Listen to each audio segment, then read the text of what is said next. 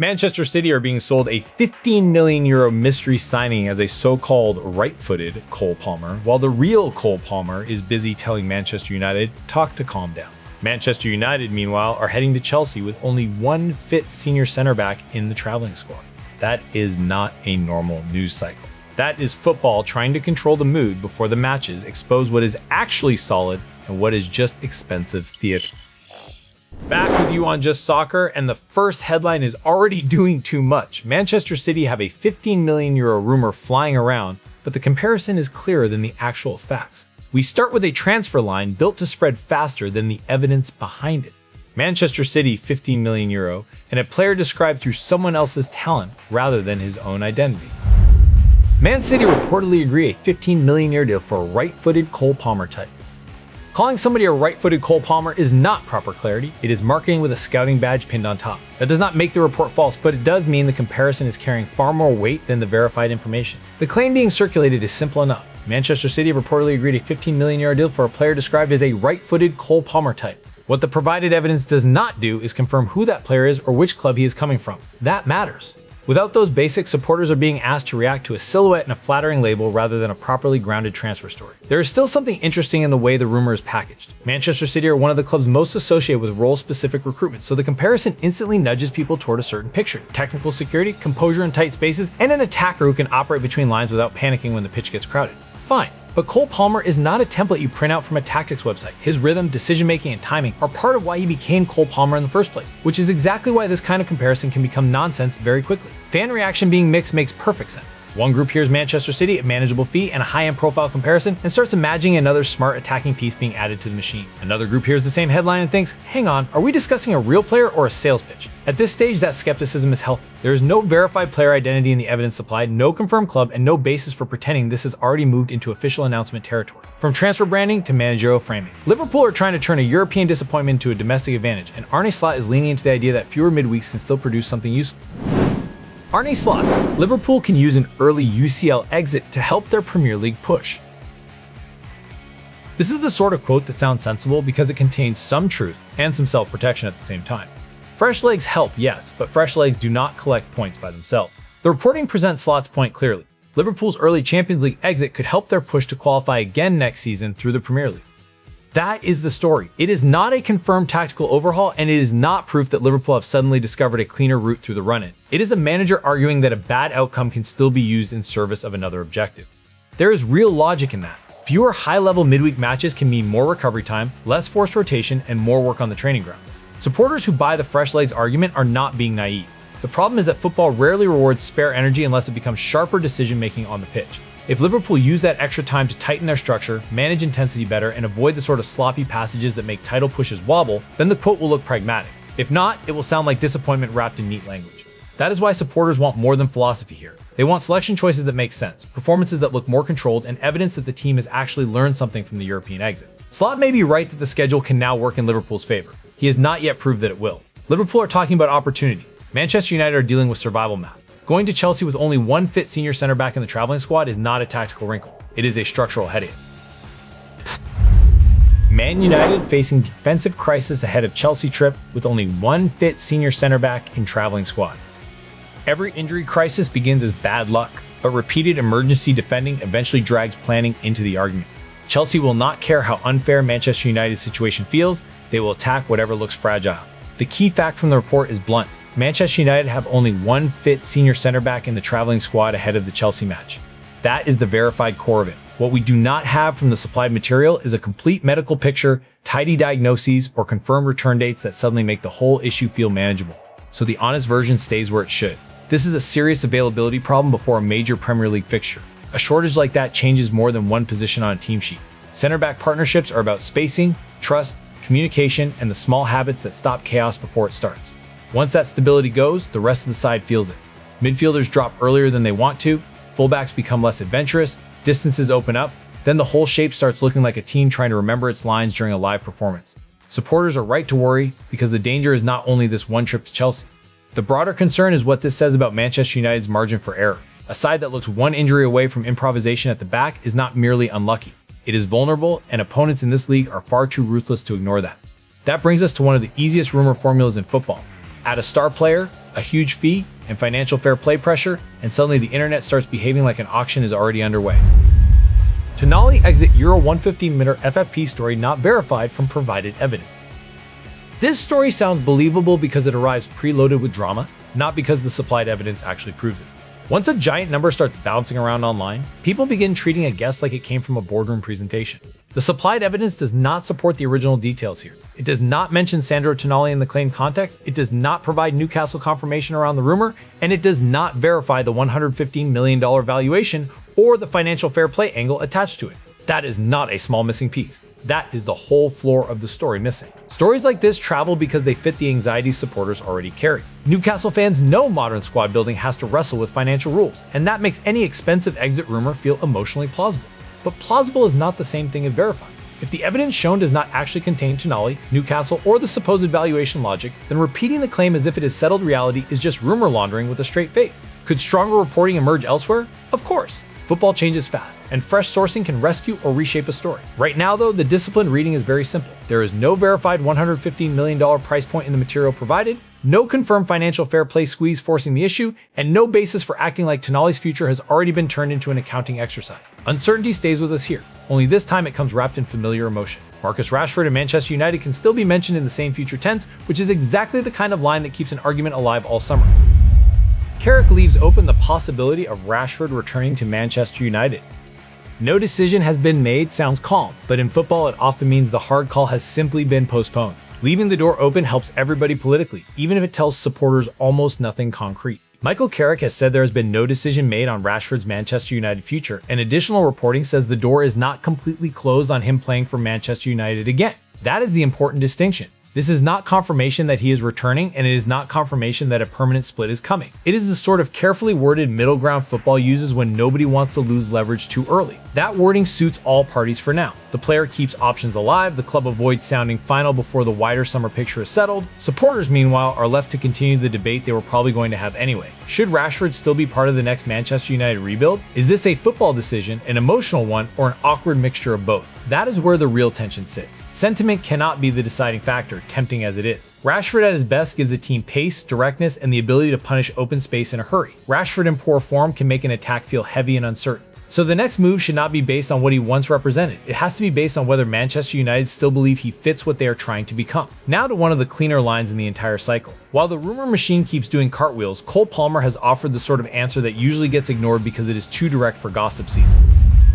Cole Palmer, I've got no plans to move amid Manchester United transfer links. Fine. Sometimes the most useful transfer update is the player himself saying, no, that is not my plan. Rumor culture hates a firm answer, which is why people immediately start treating it like a temporary inconvenience. According to the BBC and The Guardian reporting, Palmer says he has no plans to leave Chelsea amid links to Manchester United. That is the key fact. The coverage frames his words as a response to transfer speculation, not as part of a hidden negotiation or a dramatic late collapse. No extension is being verified here. No secret agreement is being torn up. It is simply the player pushing back on the noise. That matters because silence usually keeps transfer stories alive. If a player says nothing, everyone fills the gap with fantasy. If a club says nothing, somebody starts hinting that talks must be happening. Palmer has cut through a lot of that fog by speaking plainly. Could future rumors still appear? Absolutely. Football can resurrect a transfer tale with the persistence of a villain who refuses to stay gone. But the strongest line in this story is Palmer's own, and right now it points firmly toward Chelsea. Chelsea supporters will hear that as reassurance around one of the club's most important attacking players. Manchester United supporters, naturally, may hear the phrase no plans and decide it only applies to this exact minute. That is how transfer discourse works now. One side sees closure, the other sees a postponed fantasy. The verified story, though, is still the same. Palmer says he is not planning a move. Staying with Manchester City, the next story has no fee attached and still says plenty about elite competition. Pep Guardiola says he enjoys watching Arsenal because he can learn from them, which is flattering and faintly menacing at the same time. Pep Guardiola, Man City manager, enjoys watching Arsenal play because he can learn from them. Great managers do not hand out compliments by accident, especially when a major rival is involved.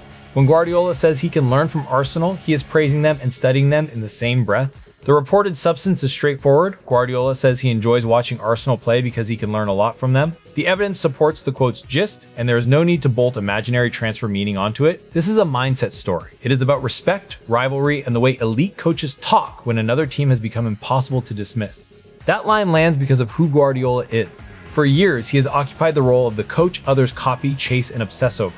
So when he publicly casts Arsenal as a team he can learn from, even slightly, it tells you Arsenal are operating at a level that demands serious attention.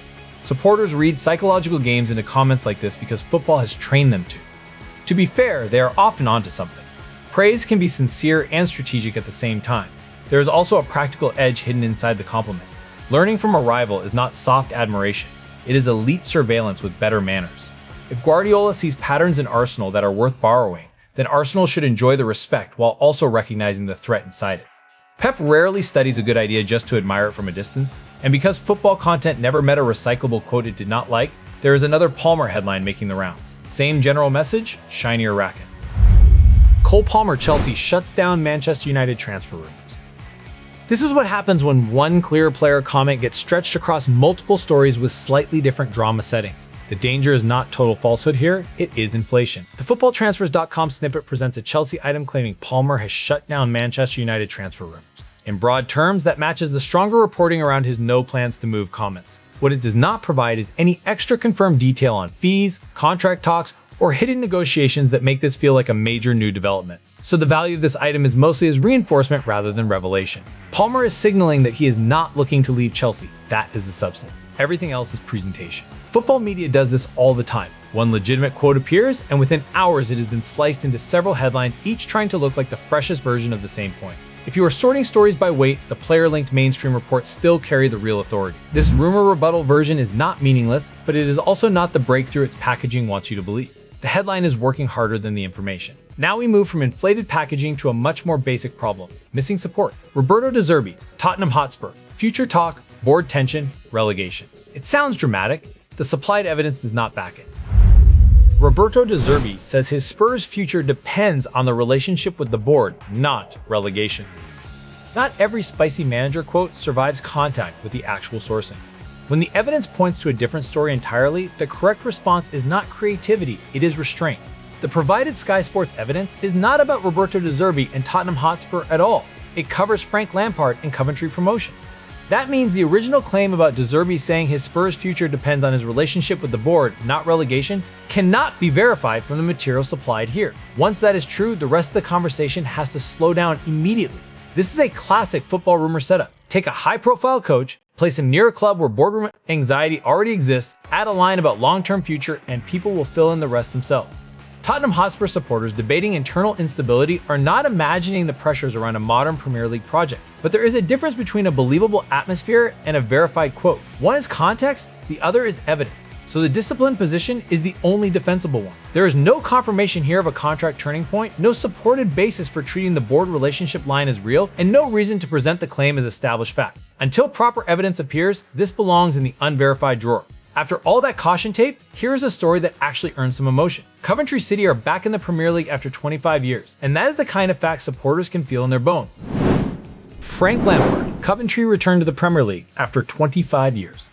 Promotion stories are glorious right up until the top flight sends the bill. Coventry can enjoy every second of this, but survival will demand much more than nostalgia and nice interviews. ESPN reports that Coventry City will return to the Premier League for the first time in 25 years after securing promotion, with the story saying it came via a draw at Blackburn. That is the central fact, and it is a huge one. 25 years is not a gap, it is a generation. For some supporters, Premier League Coventry is a memory. For others, it has been more myth than lived experience. Frank Lampard sits close to the headline because managers always become the public face of a moment like this. But promotion is never only about the man in the technical area. It is about surviving the championship's grind, handling its mood swings, and holding nerve when one result can reshape a club's near future. Coventry supporters have every right to celebrate this as loudly as possible. Anything else would feel strangely polite after waiting this long. Then reality arrives, as it always does. Promotion changes the scale of every decision that follows: recruitment, wage structure, tactical level, squad depth, and whether the team can cope with Premier League speed without losing what got it there. No specific signings are confirmed in the supplied reporting, so any talk about the survival plan being complete is premature. Coventry City have won the right to return. Now they have to prove they are equipped to stay. One more transfer story, but at least this one arrives with an actual player and a recognizable queue forming behind him. Adam Wharton is being linked with Liverpool, while Manchester United and Real Madrid are also in the frame.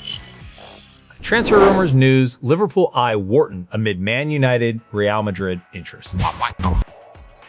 When Liverpool, Manchester United, and Real Madrid all appear around the same midfielder, the story is partly about quality and partly about scarcity. Midfielders who can control games without disappearing when the match gets chaotic are treated like rare material for a reason. According to ESPN's Transfer Talk, Liverpool faced competition from Manchester United and Real Madrid to sign Crystal Palace midfielder Adam Wharton. That gives us a clearer shape than many rumors manage. We have a player, interested clubs, and a sense of why the market would take him seriously. What we do not have is a completed deal, agreed personal terms, or any verified finish line.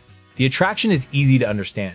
Elite clubs look at midfield and want several problems solved by one signing. They want press resistance, distribution, intelligence, and enough defensive awareness to stop transition moments from becoming open-heart surgery. Once a young midfielder starts showing signs of doing more than one of those jobs well, the biggest clubs suddenly begin acting like they all discovered him in secret at exactly the same time. For Liverpool, the link feels coherent because they are always trying to balance control with intensity. Manchester United being named makes sense if they want more authority and less midfield chaos. Real Madrid's presence changes the entire mood because once Madrid enter a race, everybody else looks slightly less sure of themselves, however rich they pretend to be. That is the tension here. Serious interest may be real, but winning the race is very different from simply appearing in the rumor. We finish away from club gossip and inside a problem that many federations neglect until the clock gets loud. The United States men's national team may have Mauricio Pochettino now, but the smarter question is what comes after him. USMNT needs ambitious post-World Cup succession plan. Succession planning is boring until the day it becomes the only thing that matters. A famous coach can raise standards, but he can also expose how little planning exists underneath the launch video. The ESPN framing is direct. Mauricio Pochettino will not coach the USMNT forever, so will US Soccer be able to attract another big name after him. That is the heart of the piece. It is not a story about an immediate vacancy. It is a story about whether the federation is serious enough to think beyond the comfort of the present appointment. That matters because national team projects can create a very seductive illusion. A high-profile coach arrives, the branding sharpens, the World Cup horizon gets closer, and everyone starts assuming the institution itself must now be operating at a higher level. Sometimes it is. Sometimes the star appointment is simply doing all the heavy lifting while deeper questions go unanswered. Then the coach eventually leaves, the succession process turns messy, and the grand project starts looking alarmingly improvised. An ambitious post-World Cup plan is not only about finding another recognizable name to put on a backdrop. It is about proving US Soccer knows what football identity it wants, what environment it can genuinely offer elite coaches, and how much authority it is willing to give them when the easy excitement fades. If those answers are weak, the next appointment will not be strategy. It will be hope wearing a blazer. That is the day on Just Soccer. Manchester City have a flashy $15 million rumor with a clearer comparison than player identity. Liverpool are trying to turn a European setback into league logic. Manchester United are heading into Chelsea with a defensive shortage that cannot be sweet-talked away. Cole Palmer has pushed back on the transfer noise, and at least one supposed manager story collapses the moment you check the evidence. That is usually the rule worth keeping close. The headline tells you what somebody wants you to feel, but the sourcing tells you what you are actually allowed to believe.